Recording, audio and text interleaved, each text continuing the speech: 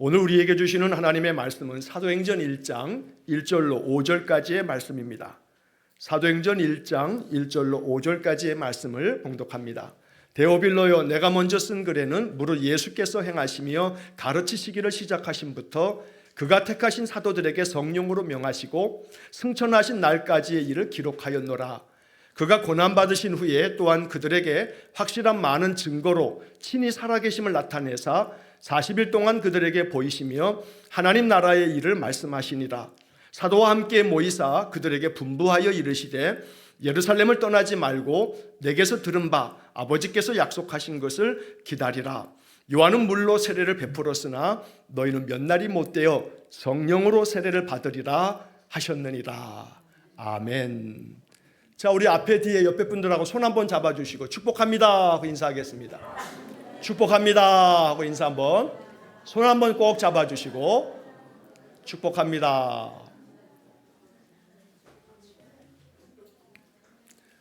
지난주일 말씀의 제목을 기억하십니까? 기억하고 계시는데 말씀 안 하시는 거겠죠? 부활의 증인들, 지난주 그 전주 두 번에 걸쳐서 이야기 나눴죠. 부활의 증인들, 부활하신 예수님을 직접 목격한 사람들의 이야기, 또 직접 목격하지는 않았지만 부활의 주님을 만났다고 고백하고 그 증거로 살아가는 사람들의 이야기를 나누었습니다. 자, 오늘 이야기는 이제 부활 이후의 이야기를 좀 한 번 더 하려고 합니다. 그 이야기는 부활하신 예수님께서 바로 하늘로 승천하신 게 아니거든요. 부활하신 예수님은 이 땅에 40일 동안 머물러 계셨어요. 누가가 기록한 이 사도행전의 그 내용이 오늘 우리가 지금 읽은 것처럼 적혀 있죠. 40일 동안에 이 땅에서 예수님이 머무시는 동안에도 제자들에게 여러 말씀을 들려주셨고 또 제자들에게 명하신 말씀이 있어요. 그래서 오늘은 부활하신 예수님이 하늘로 승천하시기 전에 40일 동안에 이 땅에서 머무시는 동안에 하셨던 말씀 중에 가장 중요한 게 두 가지를 이야기하고 계시는데 오늘 이제 그 이야기를 좀 살펴보려고 합니다. 사도행전을 읽었는데 사도행전은 누가복음을 기록한 누가가 기록을 했어요. 사도행전은 누가복음에 이어지는 누가복음의 속편이라고 말할 수가 있어요. 누가복음에서는 예수님께서 이 땅에 태어나시면서 예수님이 십자가에 죽으시고 부활하실 때까지의 이야기가 적혀 있고 사도행전에는 그 이후서부터 예수님이 부활하신 후에 승천하시고 그리고 그 뒤에 성령이 임하시면서 제자들을 통해서 땅끝까지 복음이 전해지는 이야기가 사도행전에 기록되어 있죠. 자, 그런데 이 사도행전의 1장에 오늘 본문 5절까지의 이야기를 보면 부활하신 예수님이 40일 동안에 머무시면서 하셨던 일들이 짧게 기록되어 있어요. 누가가 이걸 좀 상세하게 기록해 주었으면 참 좋았겠는데 그렇지 못해서 조금 안타깝긴 해요. 하지만 이 본문의 이야기 속에서 40일 동안에 예수님이 계시면서 하셨던 말씀, 하셨던 일들을 우리가 추론할 수가 있어요. 이 말씀에 담겨있는 행간의 의미를 오늘 이 현대 기독교인인 우리들이 이 말씀을 어떻게 해석하고 어떻게 이 말씀에서 우리가 하나님의 음성을 들을 수 있는지 그런 이야기를 오늘 나눠보려고 합니다. 자, 본문의 말씀 3절을 한번 다시 보겠습니다. 3절 말씀 보시면 이렇게 적혀 있죠.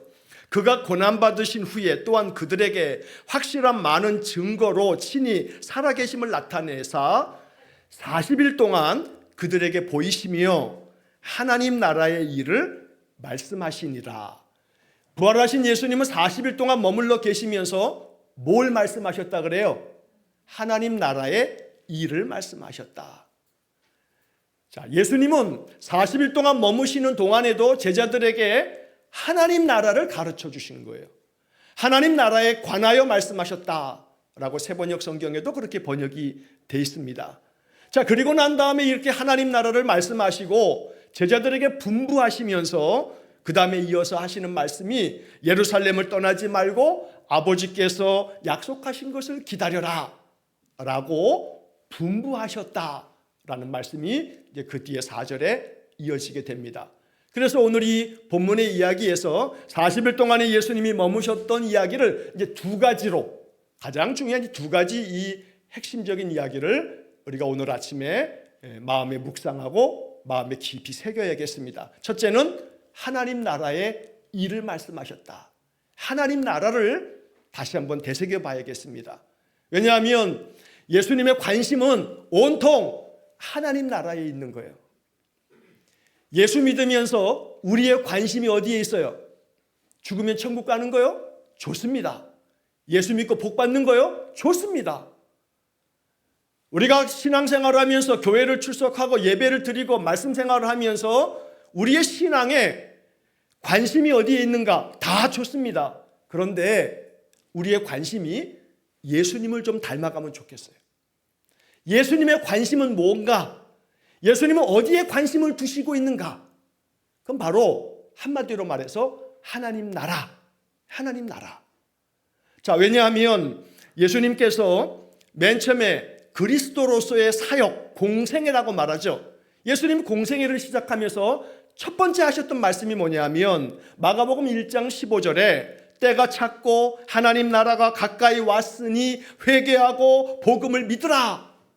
이렇게 예수님이 선포하시면서 예수님은 그리스도의 공생애를 시작하셨어요. 그리고 예수님이 십자가에 죽으시고 부활하신 다음에 이 땅에 40일 동안에 머물고 계시는 그때에도 뭘 말씀하셨다고요? 하나님 나라의 일을 말씀하셨다고요. 온통 예수님의 관심은 어디에 있냐면 하나님 나라, 하나님 나라. 마태복음은 이 하나님 나라라고 하는 표현을 천국이라고 표현하고 있어요. 마태복음에서는 천국이라고 말을 하고 마가, 누가, 요한복음에서는 하나님의 나라라고 이렇게 말하고 있어요. 천국이라고 부르든 하나님 나라라고 부르든 관계없어요.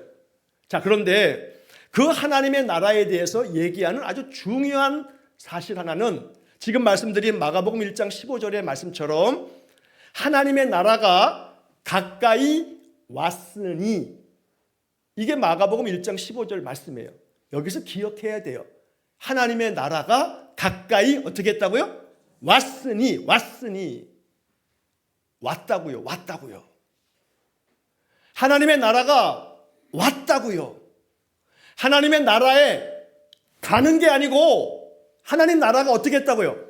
왔다고요. 물론 하나님 나라는 가는 곳이기도 해요. 그래서 예수님은 십자가에 달려 돌아가실 때 한평 강도에게 네가 오늘 나와 함께 낙원에 있으리라 말씀하셨어요. 우리가 죽으면 육신은 흙에서 왔으니 흙으로 돌아가지만 하나님은 우리의 영혼을 받으셔서 하나님 품에 안아주시는 거예요. 사도 요한은 요한계시록에서 하나님 보여주신 계시를 통해서 새하늘과 새 땅, 저 하나님 나라를 보았어요.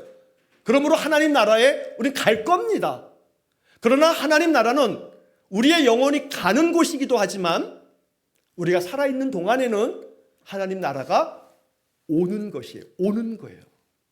하나님 나라가 가까이 왔다. 그래서 신학교에서 하나님 나라를 배울 때에는 하나님 나라가 가까이 왔다. 하나님 나라에 가게 될 거다. 하나님 나라가 이미 왔다. 하나님 나라가 아직 오지 않아서 갈 거다. 그래서 이미, 아직 이 두 단어로 하나님 나라를 이야기를 해요. 자, 오늘은 하나님 나라가 이렇게 가까이 왔다라고 하는 의미를 생각해 보는 거예요. 하나님 나라에 낙원에 이르리라 하신 주님 말씀처럼 가게 될 건데 그거는 나중에 이제 말씀을 나눌 기회가 있을 거고, 오늘은 예수님의 관심이었던 하나님 나라가 가까이 왔다. 이미 왔다. 내 안에 하나님 나라가 있다. 라는 이야기를 우리가 살펴보려는 겁니다. 여러분들 마음속에 오늘 설교를 들으시면서 마음에 믿으셔야 돼요. 하나님 나라가 내 안에 있다. 이미 내 안에 하나님 나라가 왔다. 라고 하는 것을 이제 들으셔야 되는 거예요. 이게 핵심 메시지예요. 자, 하나님 나라가 왔다. 하나님 나라에 대한 이야기를 할 때 말씀드린 것처럼 누가가 사도행전 1장에다가 하나님 나라의 일을 말씀하셨다 그러면 주님께서 부활하신 다음에 말씀하신 그 하나님 나라에 대해서 누가가 좀 상세하게 좀 썼으면 얼마나 좋을까 싶은데 좀 안타깝죠. 그렇게만 써놨으니까. 우리는 예수님 살아계실 때 하신 말씀을 가지고 추론을 해야 되는 거예요. 주님은 하나님 나라를 뭐라고 말씀하시나? 그래서 우리가 살펴보는 것은 마태복음 13장을 일컬어서 천국 비유장이라고 말해요. 마태복음 14장에서 예수님은 천국에 대한 이야기를 여러 가지로 비유로 말씀하셨어요. 그 중에 이제 몇 가지를 우리가 살펴볼 건데, 첫째는 천국을 이야기하면서 천국은 겨자씨 하나를 같다라고 말씀하시는 거예요. 마태복음 13장 31절과 32절에 이런 말씀이 기록되어 있어요. 천국은 마치 사람이 자기 밭에 갖다 심은 겨자씨 하나를 같으니 이는 모든 씨보다 작은 것이로되 자란 후에는 풀보다 커서 나무가 되매 공중의 새들이 와서 그 가지에 깃들이느니라. 천국이 뭐와 같다고요? 작은 겨자씨 하나를 같다. 자, 천국이 겨자씨 하나를 같대요. 근데 이 겨자씨 하나, 이 작은 것인데 이게 자라서 뭐가 된다고요? 나무가 된대요. 그리고 그 나무의 가지에 새들이 깃들여 산대요. 이게 천국이라고 말씀하시는 거예요. 그럼 마음속에 우리가 생각해 볼 것이 있어요. 천국은 작은 겨자씨 하나를 같다. 근데 그 겨자씨가 자란다. 이게 자라서 나무가 되고 이 나무에 새들이 둥지를 틀고 새들이 거기에 산다. 이게 천국이다 라고 말하는 거예요. 이게 무슨 의미겠어요? 여러분, 성지순례를 가면요, 이스라엘 그 예루살렘에 가도 이제 거기에 가게들이 많아요. 장사하는 상점들이 굉장히 많은데 성지순례객들을 위해서 다 그 상점들마다 안 빼놓지 않고 있는 그런 제품 중에, 파는 것들 중에 뭐가 있냐면 이렇게 책갈피 같은 종이에다가 거기에 비늘, 조그만 비늘에 겨자씨를 담아가지고 딱 스카치 테이프로 붙여가지고 팔아요. 그래서 그 겨자씨가 아주 조그만한 한 0.3mm 정도 되는 볼펜으로 이 종이에다가 점을 한번 딱 찍으면 그게 겨자씨 하나래요. 0.3mm 정도의 볼펜으로 점 한 번을 딱 찍으면 그 정도가 겨자씨 씨앗이에요. 그런 것들을 여러 개 이렇게 담아가지고 팔거든요. 이게 겨자씨 한 알인데 겨자씨 한 알 같다. 뭐가요? 천국이요. 근데 그게 자라서 나무가 된다. 천국은 그것과 같다 라고 말하면서 천국의 속성을 우리에게 알려주는 거예요. 천국은 겨자씨 한 알이 자라서 나무가 되는 것 같다. 우리 안에 뭐가 있다 그랬어요? 천국이 있다고요. 우리 안에 천국이 가까이 왔으며 내 안에 천국이 있다고 주님 말씀하시는 거예요. 왜냐하면 예수 그리스도께서 계시는 나라가 천국이니까. 하나님 계시는 나라가 천국이니까. 주님은 우리와 함께 계신다 하셨으니까. 주님이 내 안에 계시니까 내 안에 뭐가 있다는 거예요? 하나님 나라, 천국이 있다는 거예요. 근데 여기서 중요한 것은 그 천국이 작은 겨자씨 한 알 같은데 이 작은 겨자씨 한 알이 어떻게 된다고요? 자란다고요. 자란다고요. 여기에 비밀이 있어요. 예수 그리스도가 내 안에 겨자씨 한 알처럼 내 마음속에 복음으로, 말씀으로 내 안에 거하고 계세요. 그럼 이게 어떻게 돼야 돼요? 자라야 되는 거예요. 이게 자라나는 거예요. 자라나는 거예요. 그리고 그것이 자라나면 나무가 되는 거예요. 꽃도 피고 열매도 맺는 나무가 된다 이 말이에요. 이것이 천국이다. 천국은 이것과 같다라고 비유로 말씀하시는 거죠. 그러므로 우리는 이 말씀을 믿음으로 받으면서 기도해야 돼요. 하나님, 내 안에 하나님 나라가 있습니다. 주님이 내 안에 계십니다. 내 안에 있는 이 하나님 나라가 겨자씨 한 알처럼 자라나게 해주십시오. 그리고 그것이 나무가 되게 해주십시오. 그러면 생각해 보십시오. 말씀드린 것처럼 0.3mm 볼펜을 종에다 딱 찍은 게 그 조그만 게 겨자씨 한 알인데 이게 자라서 나무가 된대요. 어떻게 그렇게 될 수가 있어요? 이유는 딱 한 가지예요. 겨자씨 한 알 같은 그 작은 그 씨앗 안에 뭐가 있기 때문에? 생명이 있기 때문에. 생명이 있기 때문에. 하나님 나라는 생명이에요. 생명. 하나님 나라는 생명. 주님이 우리 안에 거하시면서 주님이 내 안에 계신다 하면 내 안에 겨자씨 한 알처럼 생명으로 계실 때 그 생명이 자라나면 하나님 나라가 되는 거예요. 인생을 사는 동안에 하나님 나라를 그렇게 경험하는 거예요. 내 안에 생명이 있으면 사망의 권세가 나를 어떻게 넘보지 못해요. 근심과 불안과 염려와 두려움과 공포와 인생의 삶에 대한 절망이 나를 자꾸 죽음으로 몰아넣죠. 죽고 싶게 만든단 말이에요. 사는 것보다 죽는 게 낫다는 생각을 내 마음속에 자꾸 심어 넣어줘요. 사망 권세가 나를 계속해서 무너뜨리는 거예요. 거기에 생명의 씨가 들어가면 그 생명의 씨는 자라서 하나님 나라 같은 나무를 이루기 때문에 근심은 사라져요. 염려는 다 사라진단 말이에요. 아침 안개처럼. 불안한 마음도 주님 앞에 선포하는 거예요. 하나님, 내 안에 하나님 나라가 있습니다. 내 안에 겨자씨 하나 같은 생명을 주셔서 이 생명이 내 마음에 세상으로부터 받는 스트레스, 세상에서 내가 가지고 있는 이 무거운 인생짐, 이걸 너끈히 이겨낼 수 있는 하나님 나라가 내 심령과 내 삶 속에 세워지게 해주십시오. 이렇게 기도하시면서 하나님 나라를 늘 누리며 사시기를 축복합니다. 하나님 나라 이야기를 하시면서 예수님은 마태복음 13장에서 또 이런 얘기를 하십니다. 또 비유로 말씀하시되 천국은 마치 여자가 가루 서말 속에 갖다 넣어 전부 부풀게 한 누룩과 같으니라. 천국은 뭐와 같대요? 누룩과 같대요. 누룩과 같대요. 어렸을 때 옛날에 먹을 간식이 있나요? 지금이야 집 바깥에만 나가면 24시 편의점들이 너무 많아서 가기만 하면 문제는 돈이 없어서 문제지 돈만 있으면 가면 먹을 게 얼마나 천지백갈이야. 천지백갈이야. 그런데 옛날에는 먹을 게 없었잖아요. 저희 어머니도 저희들을 위해서 저희 두 형제에게 진짜 해주시는 아주 진짜 맛있는 간식은 술빵. 그러면 어머니가 저한테 저기 가가지고 그 동네에 이렇게 가가지고 막걸리 한 병을 사오라 그래요. 막걸리 한 병을 사오면 이렇게 밀가루 반죽을 팍 해가지고 막걸리 한 병에 그 반 정도 이렇게 확 부으셔가지고 또 막 반죽을 해요. 반죽을 한 다음에 저 따뜻한 아랫목에다 그걸 갖다 이렇게 반죽한 덩어리를 딱 갖다 놓고 나면 한 반나절 지나서 하루쯤 지나면 이놈이 분명히 요만했는데 얘가 이렇게 부풀어 있어요. 그걸 쪄주시면 달짝지근한 게 얼마나 맛있었는지. 자, 거기에 뭘 넣었어요? 막걸리 반 통을 넣었는데 그 막걸리가 효모 역할을 하잖아요.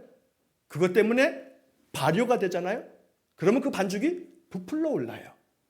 주님은 천국을 얘기하면서 천국은 여자가 가루 서말을 반죽을 하는데 거기다가 누룩을 집어넣어서 그 누룩으로 인해서 그 반죽이 전부 부풀어 오르는 그 누룩과 같다. 천국이 그런 누룩이다 라고 얘기를 한다고요.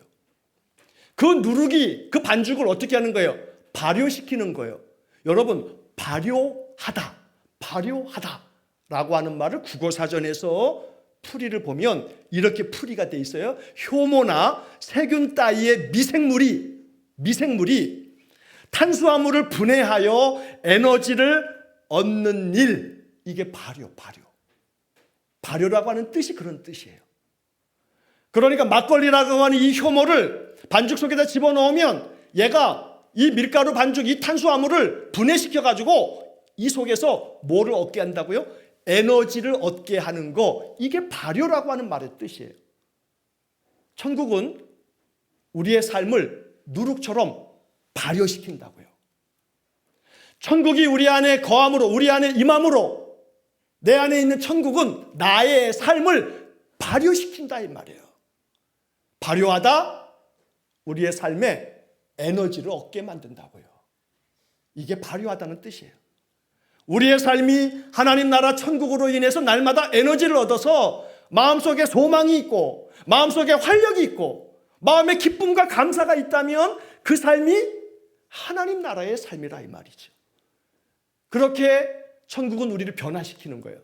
분명히 짜증나는 일인데 주님의 이름으로 내 마음 기도하고 났더니 그 짜증나는 일조차도 감사하지, 그래도 감사하지 하는 마음이 드는 거예요. 우리들의 마음속에 그렇게 마음에 스트레스가 되는 그 괴로운 문제들도 내 마음속에 기도하면서 내 안에 하나님 나라가 있습니다. 하나님, 내 안에서 나의 마음과 생각과 삶을 다스려 주십시오. 그렇게 기도하고 나면 그 괴로운 문제가 내 마음속에 너끈히 해결할 수 있을 용기가 생기고 어떻게 해야겠다 하는 지혜로운 마음이 떠오른다면 내 안에 뭐가 있는 거예요? 하나님 나라가 있는 것이다. 그러므로 하나님 나라가 오늘 우리의 삶을 변화시키고 하나님 나라로 말미암아 우리 안에 에너지가 넘쳐나는 삶이 되기를 간절히 축복합니다. 내 안에 뭐가 있다고요? 하나님 나라가 있어요. 에이, 목사님 거짓말 마셔. 내가 뒤져봐도 나는 하나님 나라가 없는데 하시면 아직 이 말씀을 이해하지 못하신 거예요. 이 말씀을 마음속에 계속 생각해 보세요. 하나님 나라는 하나님이 다스리는 곳이 하나님 나라예요. 하나님이 계신 곳이 하나님 나라예요. 내 안에 하나님 계심을 믿으셔야 돼요. 그리고 이렇게 안 믿어지면 이야기하세요. 하나님이 내 안에 계신 것이 안 믿어집니다. 하나님이 내 안에 나와 함께 계시는 것이 느껴지게 해주세요 하고 오늘부터 기도하세요. 하나님이 나와 함께 계시고 내 안에 거하여 계셔서 내 삶을 다스리고 계시는 것이 내 마음에 믿어지고 느껴지게 해주세요 라고 매일매일 기도해 보세요. 어느 날 그 마음이 느껴지면서 하나님이 나를 변화시켜서 마치 이 누룩이 나를 변화시켜 나의 삶에 에너지를 얻게 하는 것처럼 나의 삶을 그렇게 만들어 주실 줄로 믿습니다. 또 예수님은 이 마태복음 13장 이 천국 비유의 장에서 우리가 꼭 잊지 말아야 될 또 하나의 이야기를 들려주셨어요. 마태복음 13장 44절 말씀에 보면 천국 비유를 밭에 감추인 보화와 같다 하면서 이렇게 말씀하세요. 천국은 마치 밭에 감추인 보화와 같으니 사람이 이를 발견한 후 숨겨두고 기뻐하며 돌아가서 자기의 소유를 다 팔아 그 밭을 사느니라.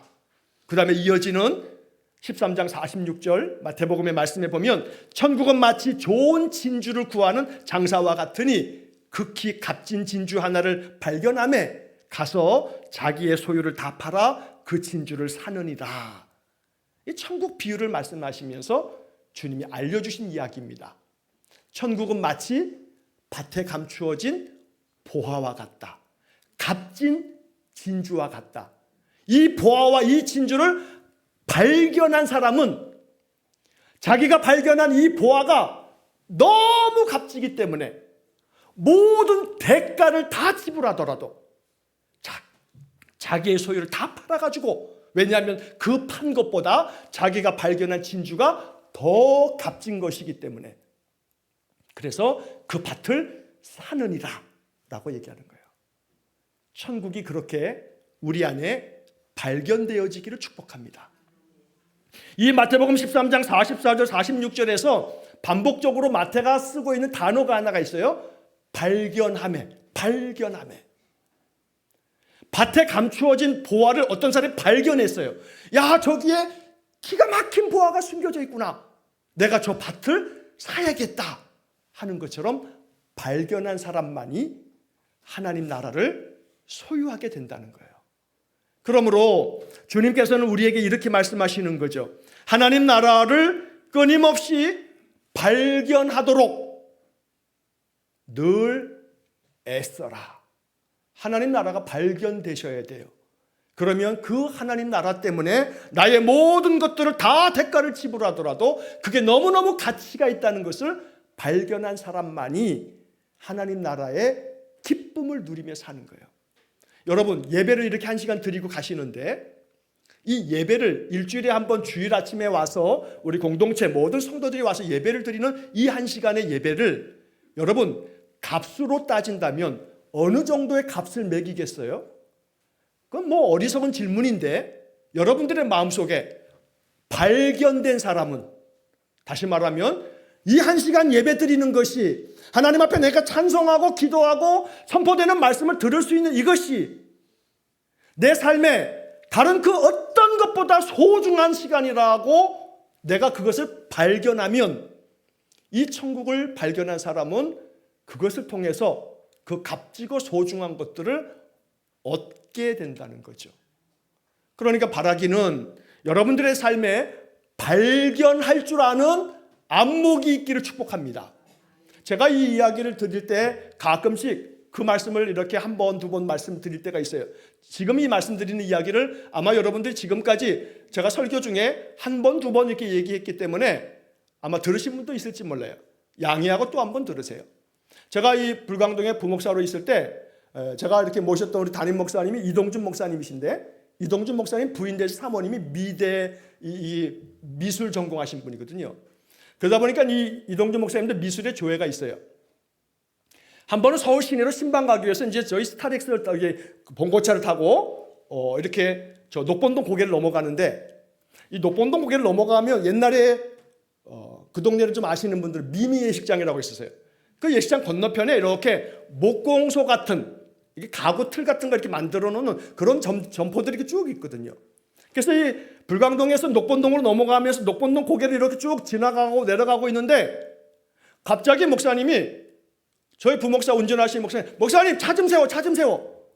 그래가지고 차를 세우게 하신 다음에 문 좀 열라고 하시더니 당신이 내리셔가지고 그 길가에 가로수 옆에 있는 어떤 파넬 하나가 있는데, 그림 그려져 있는 판넬이에요.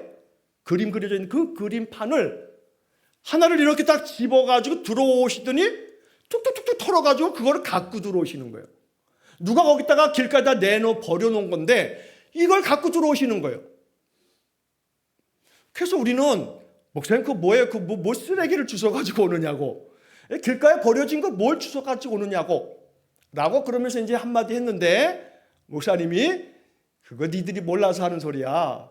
이거 누가 이거 갖다 버렸을까? 하고서 그 그림을 이렇게 보시더니 저 밑에 원래 그림들은 그림 그리는 화가가 그 밑에다가 자기 서명을 하잖아요. 그리고 뭐 작품에 이게 몇 번째 작품이라고 하는 것도 쓰고, 거기에 뭐라고 이렇게 휘갈려 써져 있는 이름을 딱 보더니 이거 진짜 맞네. 그러면서 아주 유명한 화가의 작품이라는 거예요. 한국 화가인데 유명한 작가라는 거예요. 서울대 무슨 교수라고 제가 그때 들은 것 같은데, 그러면서 그분의 작품이라고, 여기 그분의 이 서명이 여기 써 있다고, 몇 번째 작품인 것 같다고. 그러면서 그 그림 버려져 있는 그림판을 그 주워 가지고 왔어요. 그래서 그 다음 날 봤더니 그게 어디에 걸려 있냐면 목사님 방에 떡하니 걸려 있어. 목사님 방에 떡하니 걸려 있어. 옛날에 그 불광동의 교인 중에 인사동에서 화랑도 하고 그쪽에 업계에서 일하는 장익화 집사라고 하는 분이 계셨어요. 그분은 화랑 일을 하는 그쪽 분야의 전문가예요. 주일날 목사님 방에 이렇게 한번 들어오더니 그 그림을 보더니 단박에 그분을 알아보는 거예요. 목사님 이 작품 어디서 나셨어요? 그러면서 목사님 웃으면서 이거 내가 녹본동 고개 넘어가면서 그거 길가에 버려진 건 내가 주워왔어. 그랬더니 그 장익화 집사람이 깜짝 놀라면서 이 작품 몇 점 없는 거 목사님 아세요? 그래 뭐 몇 점까지인지 모르지만 이거 뭐 몇 점 없는 것 같긴 해. 당신 방에다가 딱 걸어두신 일이 있었어요. 제가 이 이야기를 할 때마다 가끔 이 말씀을 드려요. 발견한 사람만 그것을 소중하게 여기는 거예요. 누구도 그 그림을 가지고 있었던 사람도 내버린 거예요. 그냥 길가에 내버렸어요. 그러나 그 그림이 얼마나 중요하고 가치 있는 그림인가를 아는 사람은 차 타고 가다가도 그냥 눈길을 쓱 지나가면서 하는 마음에, 왜냐하면 화가들은 화풍이 있기 때문에 저건 누구 그림인 것 같다 하는 느낌을 딱 받으시고 차를 세워서 그걸 주워왔단 말이에요. 그 귀한 그림 한 점을 말이죠. 천국은 발견한 사람만이 그 천국이 너무나 귀하고 이 천국을 소유함이 얼마나 큰 능력인지를 아는 거죠. 그렇게 천국을 사모하고 소유할 수 있기를 축복합니다. 발견한 사람들은 어떠한 대가를 지불하더라도 이 천국, 이 감추어진 보화를 차지하는 거죠. 값진 진주를 얻는 거란 말이죠. 예수님은 부활하신 다음에 40일 동안에 이 땅에 머무시다가 천국 가시기 전까지, 하늘에 오르시기 전까지 이 하나님 나라를 말씀하신 거죠. 그러므로 우리는 이 하나님 나라가 나의 삶에 임하기를 기도해야겠습니다.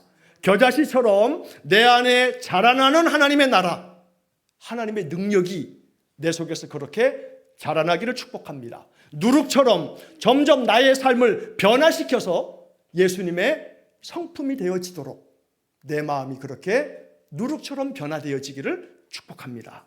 발견된 하나님의 나라처럼 내 삶의 최우선순위가 하나님 나라의 소중함을 깨닫고 언제나 하나님 나라, 내 마음, 내 삶에 임하시도록 기도하며 살아가시기를 간절히 축원합니다. 자, 이게 첫 번째 이야기고, 두 번째 이야기는 바로 아버지의 약속하신 것을 기다려라. 다음 주 이제 5월 달에 5주 동안에 하나님의 약속에 대한 이야기를 5주 동안 할 겁니다. 하나님께서 성경에 우리에게 주셨던 많은 축복의 말씀들은 약속이라고 하는 이 단어 속에 다 포함되는 거예요. 5월 달에 하나님의 약속을 5가지의 주제를 다루게 될 건데, 오늘은 부활하신 예수님이 승천하시기 전에 아버지의 약속하신 것을 기다려라. 그리고 이어서 5절 말씀에 너희가 물로 세례를 받았지만 그러나 몇 날이 못 되어 성령으로 세례를 받을 거라 라고 하면서 아버지의 약속하신 것은 성령이라고 알려주고 계세요. 신앙생활하면서 성령 받기를 사모하셔야 돼요. 아직 성령을 잘 모르면 사도행전에서 에베소 교회 사람들이 복음을 들었으나 아직 성령을 알지 못하여 바울이 그들에게 성령을 이야기하면서 성령을 받도록 기도할 때에 그들 안에 성령 임하시는 이야기가 성경에 기록이 되어 있죠. 자, 오늘 우리들이 신앙생활하면서 성령 받기를 기도하셔야 돼요. 하나님의 영이 내 안에 충만하시도록, 성령이 내 마음에 임하시도록 기도하셔야 돼요. 성령은 물질이 아니다 보니 보여드릴 수도 없고 만질 수도 없어요. 이건 하나님의 영인데 우리의 마음을 볼 수도 없고 어떻게 나타내 보일 수도 없지만, 그러나 우리의 마음을 우리가 느끼듯이 하나님의 영은 느끼셔야 돼요. 하나님의 영은 경험되셔야 돼요. 그래서 오늘은 그 이야기를 이렇게 풀어가려고 해요. 사도행전 1장에서 그 다음에 이어지는 말씀에 예수님은 성령이 너희에게 임하시면 너희가 권능을 받고, 그래서 온 유대와 예루살렘과 온 유대와 사마리아와 땅끝까지 이르러 내 증인이 되겠다 하고 하셨는데, 여기에서 주님은 우리에게 아주 중요한 말씀을 들려주셨어요. 성령이 너희에게 임하시면 뭘 받는다고요? 권능을 받는다고요. 권능을 받는다고요.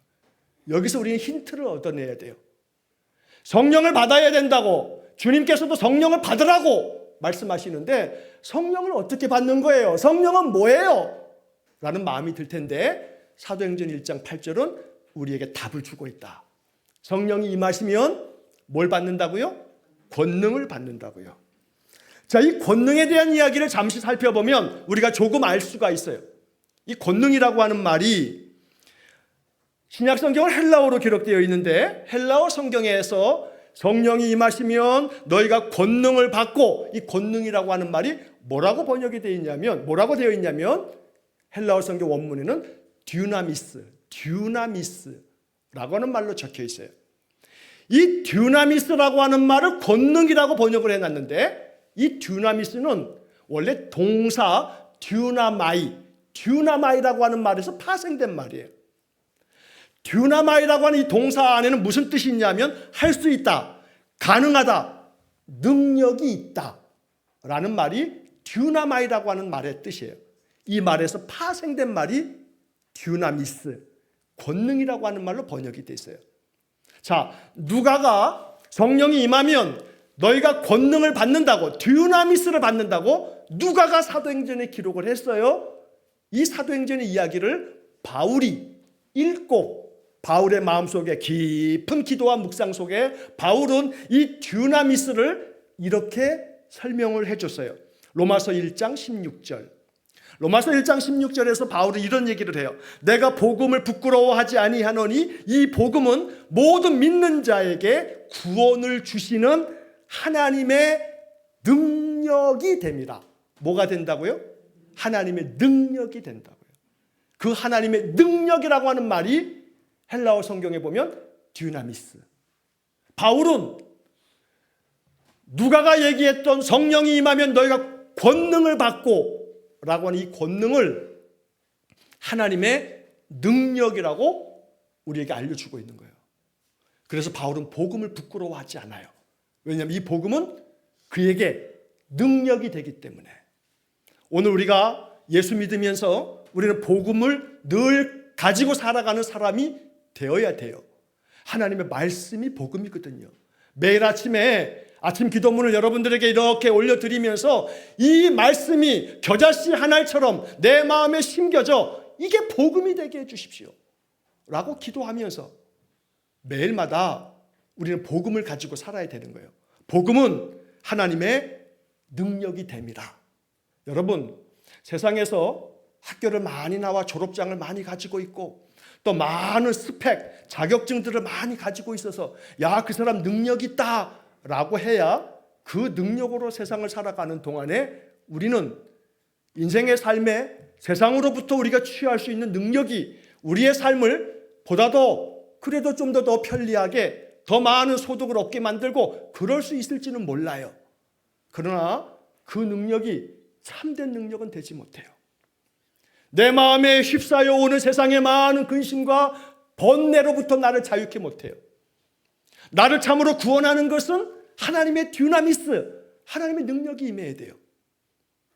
아무리 세상에 많은 자격증과 많은 졸업장과 많은 능력이 있다 할지라도 그 사람의 마음속에 찾아오는 인생의 많은 고난과 시련과 역경들 앞에서 사람들은 무너져 내려요.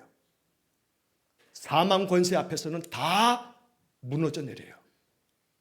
자격증도 졸업장도 어떤 스펙도 소용없어요. 내 안에 하늘로부터 부어지는 능력이 없으면 세상의 능력을 가지고 살아가는 것은 한계가 있어요. 그걸로 살다가 인생에 거센 시련을 만나면 어김없이 다 무너져 내려요. 그러나 세상에서 얻을 수 있는 그런 능력 말고 하늘에서 주어지는 능력, 하나님이 하늘로부터 주시는 듀나미스, 이거는 성령을 통해서 얻는 거라고 말씀하시는 거예요. 성령이 임하시면 너희가 권능을 받고 듀나미스, 하나님의 능력을 받는다고 말하는 거예요. 바울은 이 하나님의 능력을 고린도 후서에서는 이렇게 해석을 하면서 우리에게 알려줬어요. 고린도 후서 12장 9절에 이런 말씀이 나옵니다. 나에게 이르시기를 내 은혜가 내게 족하도다. 이는 내 능력이 약한 데서 온전하여 침이라 하신지라. 그러므로 도리어 크게 기뻐함으로 나의 여러 약한 것들에 대하여 자랑하리니 이는 그리스도의 능력이 내게 머물게 하려 함이다. 여기에 능력이라고 하는 단어가 2번 나오는데 이 단어가 다 듀나미스라고 하는 단어를 번역한 거예요. 여기서 한 가지 이제 알아야 될 것이 이 고린도후서 12장에 지금 이 이야기가 무슨 얘기냐면 바울이 하나님 앞에 기도했어요. 바울이 표현대로 한다면 육체의 가시가 있어요. 바울에게도 질병이 있단 말이에요. 성경학자들은 어떤 학자들은 바울의 질병이 안질이다. 안질. 그래서 바울은 이 안질 때문에 너무나 많은 고통을 겪었다. 이렇게 해석하는 학자들도 있어요. 또 어떤 학자들은 바울은 뇌전증을 앓았다. 쉬운 말로 간질을 앓았다 라고 하는 학자들도 있어요. 어느 것이 맞는지는 알 수는 없어요. 그런데 이 두 가지는 뭘 얘기하냐면 바울에게 치명적인 질병이 있었다는 거예요. 바울이 이 질병을 하나님께 고쳐달라고 기도를 했어요. 많이 기도했어요. 근데 하나님이 바울에게 얘기하기를 그 병을 고쳐주시지 아니하고 내 은혜가 너에게 족하다 하고 말씀하시는 거예요. 바울이 이 답을 듣고 난 다음에 바울의 그 질병을 고쳐주시지는 않았지만 내 은혜가 너에게 족하다 하시면서 뭐라고 말씀하시냐면 내 능력이, 주님의 능력이 약한 데서 온전해진다. 다시 말하면 주님의 능력은 약한 가운데서 더 빛나며 드러나게 될 거다 라고 말씀하시는 거예요.